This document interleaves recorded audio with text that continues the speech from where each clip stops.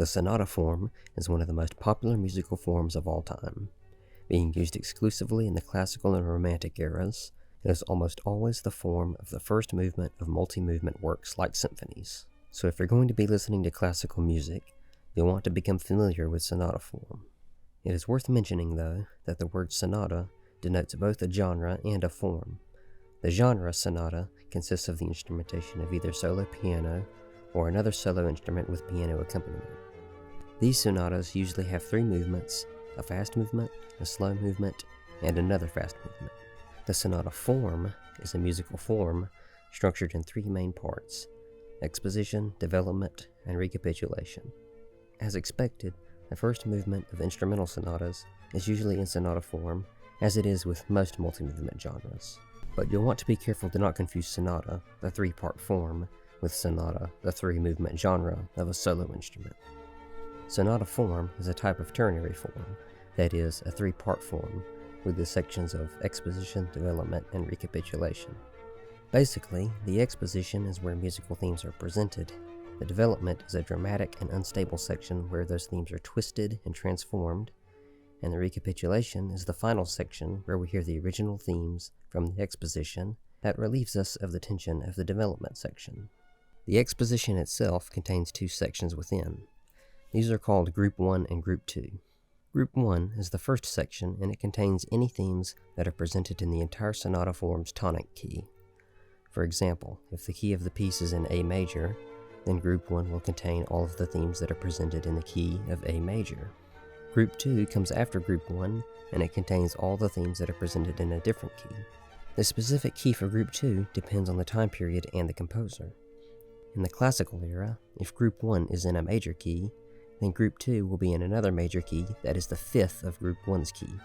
So if the key of Group 1 is A major, the key of Group 2 will usually be E major, which is 5 notes above A, counting A itself.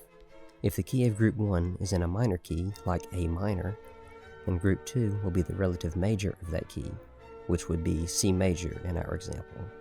If you want to be able to predict the key of Group 2 based on these classical practices, you'll have to become familiar with the circle of fifths and relative majors and minors. If you aren't really a musician and are just watching this video to learn more about sonata form, then you really don't need to worry about discerning the different theme groups in the exposition. Just enjoy them as they come along. As long as you can tell when the exposition ends and the development begins, then you're good. If you are a musician and need to know how to distinguish the theme groups, then you'll want to listen for a change from minor to major in minor key sonatas, and a modulation between two major keys in major key sonatas. The difference between a minor key and a major key is usually rather straightforward, since you only have to listen for a change of mode from the sad-sounding minor key to the happy-sounding major key. To find the point of modulation between two major keys, listen for a subtle shift to another key with the introduction of a new accidental. The music often cadences or rests on the new tonic before carrying on in the new key for Group 2. So listen for spots where the music hangs before introducing a new theme.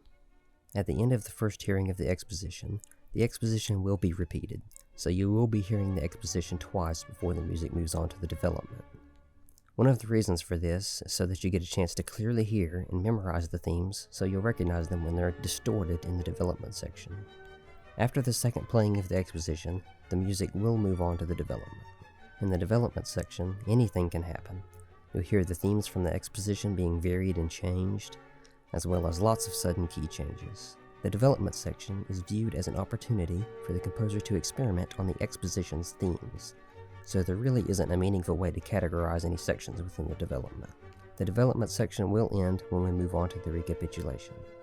The recapitulation will usually be an almost exact copy of the exposition, so when you hear the Group 1 material again after the development, and it's in the same key as it was in the exposition, then you've reached the recapitulation. The main difference between the recap and exposition is that the recap will not move to another key for Group 2. It may move to another key briefly at the end of Group 1, but Group 2 will go back and be in the same key as Group 1. The recap may also be slightly different or trimmed down compared to the exposition for the sake of variety. The recapitulation will not repeat like the exposition. At the end of the recap, there may or may not be a coda. Sometimes when you copy and paste the exposition to serve as the recapitulation, the ending doesn't sound quite as decisive as an ending to the whole piece. So composers tack on a coda at the end of the sonata to help finish it off more conclusively. Codas are usually really short though, and typically only provide repeated cadences in the same key to reinforce the tonic and alleviate any remaining ambiguity and tension in the harmony. So you can expect a lot of 5-1 motion in the coda. To put it simply, if you hear something in the recap that was not in the exposition and it's at the very end of the piece, it's probably a coda. So these 3 sections with an optional coda make up most sonatas. Keep in mind, these are really just guidelines that we have discovered based on composers' habits, and that any composer has a right to change this form. You may hear things in music that may surprise you if you're going by the textbook definition of sonata form. And sonata form definitely went through some changes throughout history. With large-scale works like symphonies, composers sometimes like to put a slow introduction at the beginning of the sonata form, before the exposition. Some composers enter the recapitulation with themes from Group 2 rather than Group 1. Some composers even added completely new themes in the development section. If you really want to get good at navigating sonatas, you have to listen to a lot of them. I recommend listening to Mozart and Haydn to get a basic understanding and level of comfort with sonata form, before moving on to later composers in the 19th century.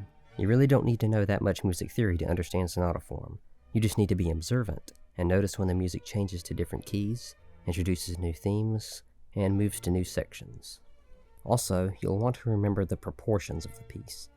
If a sonata form piece is 10 minutes long, you are not going to be in the development section after just a minute of music. Classical composers like Haydn and Mozart spent most of their time in the exposition, and you can expect the exposition alone to make up roughly 50% of the music. Later composers such as Beethoven and Brahms increasingly began to make use of a larger development section, as composers began to view the exposition merely as a brief display of the themes to be expanded upon in the development section. So, those are the basics of sonata form. If you liked this video, please consider subscribing and enabling notifications for more content like this. Thank you for watching, and I'll see you in the next video.